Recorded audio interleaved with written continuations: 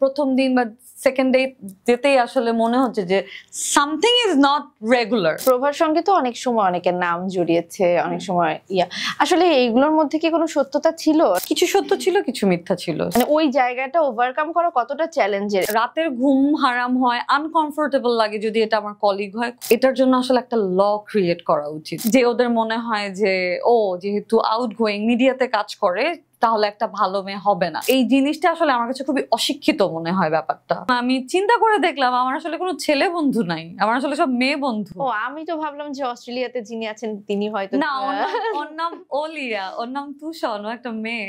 এটা না একটা ট্রিক ছিল নামটা বের করার জন্য। আচ্ছা, যাই হোক, এই যে মিডিয়াতে বন্ধুত্ব বেশি দিন থাকলেই একটা গুঞ্জন শুরু হয় যে মনে হয় প্রেম করছে, মনে হয় প্রেম করছে।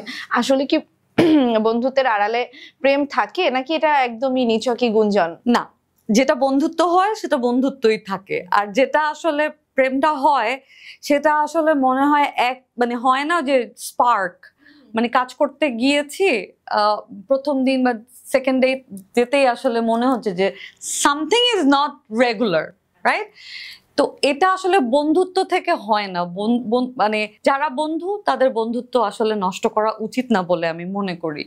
বাট কি বলে, যারা আসলে বন্ধুত্বতার সুযোগ নিয়ে যারা আসলে এরকম একটা কিছু ক্রিয়েটও করতে চায়, ওই বন্ধুত্বটা না আর সুন্দর থাকে না আসলে। আচ্ছা, প্রভার সঙ্গে তো অনেক সময় অনেকের নাম জড়িয়েছে, অনেক সময় আসলে এইগুলোর মধ্যে কি কোনো সত্যতা ছিল নাকি সব সময়?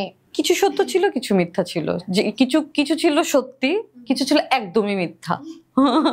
যখন একদমই মিথ্যা কিছু দেখেন তখন আসলে কি সেটা রাতের ঘুম হারাম করে নাকি? কোর্স রাতের ঘুম হারাম করে, অবভিয়াসলি। মানে ওই জায়গাটা ওভারকাম করা কতটা চ্যালেঞ্জের? এই প্রশ্নটা এই জন্য করা যে মানুষ জানুক যে তোমার একটা ছোট্ট একটা কোনো কিছু আসলে আমার লাইফে কতটা ইম্প্যাক্ট ফেলে। আসলে এটা মানে রাতের ঘুম হারাম হয়, আনকমফোর্টেবল লাগে যদি এটা আমার কলিগ হয়, খুবই আনকমফোর্টেবল লাগে পরবর্তীতে কাজ করতে, যে এটা কেমন কথা। মানে তাহলে আসলে কতটুকু বাউন্ডারি মেনটেন করতে হবে, মানে কতটুকু কথা বলতে হবে, মানে এরকম একটা আনকমফোর্টেবলনেস, একটা কেমন যেন উইয়ার্ড ফিল হয়।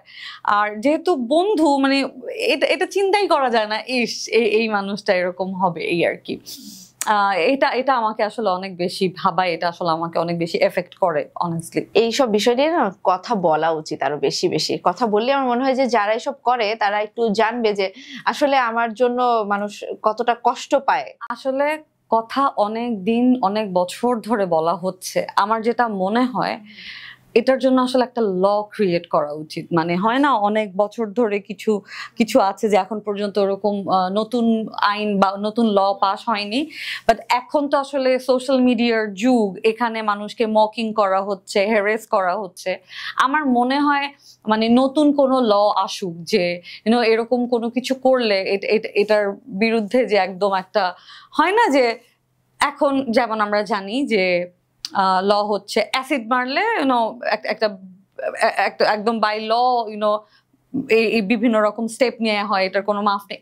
এই রকম কোনো কিছু একটা আসুক, কারণ এটা এখন নিউ ট্রেন্ড যে সোশ্যালি একটা মানুষকে বুলি করা হচ্ছে। এবং আমি একটা মাংসে গড়া একটা মানুষ, আমাকে যখন দুইটা খারাপ কথা বলছে, আমাকে না জেনে আমার মানে কি বলে আমার ক্যারেক্টার নিয়ে অ্যাকিউজ করা হচ্ছে, এবং এদের কোনো ধারণাই নাই আসলে মানে আমি কোন ফ্যামিলি বিলং করি, আমার এডুকেশনাল কি বলে আমার যোগ্যতা কি, বা মানে ওদের কেন যেন ওদের মাথার মধ্যে এটা কি ওদের ইনসিকিউরিটি নাকি এটাই ওদের স্কুলিং, যে ওদের মনে হয় যে ও যেহেতু আউটগোয়িং মিডিয়াতে কাজ করে তাহলে একটা ভালো মেয়ে হবে না।